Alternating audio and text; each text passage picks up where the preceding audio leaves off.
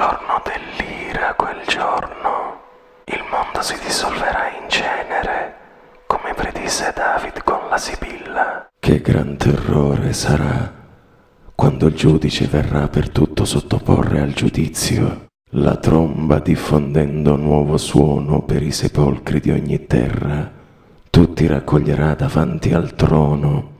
Stupiranno morte e natura quando risorgerà la creatura per rispondere a colui che giudica. Verrà aperto il libro in cui tutto è contenuto ciò di cui risponderà il mondo. Quando il giudice si porrà sul trono, quanto è occulto sarà svelato, nulla rimarrà impunito. Cosa allora dirò, misero? Chi invocherò a difendermi quando appena il giusto sarà sicuro?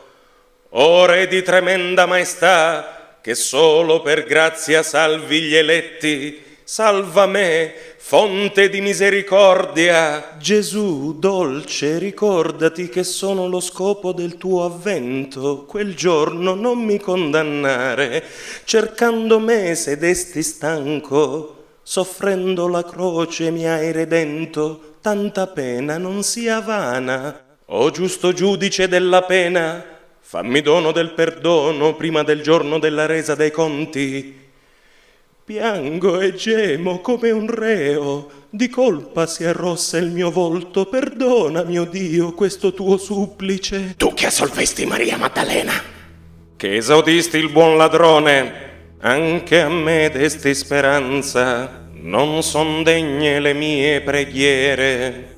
Ma tu concedimi benigno di non essere arso in eterno. Dammi posto tra gli agnelli e separami dai capri ponendomi alla tua destra. Dopo aver confuso i malvagi e gettati in acri fiamme, chiamami tra i tuoi beati.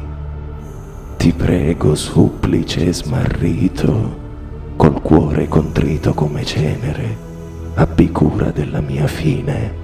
Giorno di pianto sarà quello, quando risorgerà dalle ceneri il reo per il giudizio.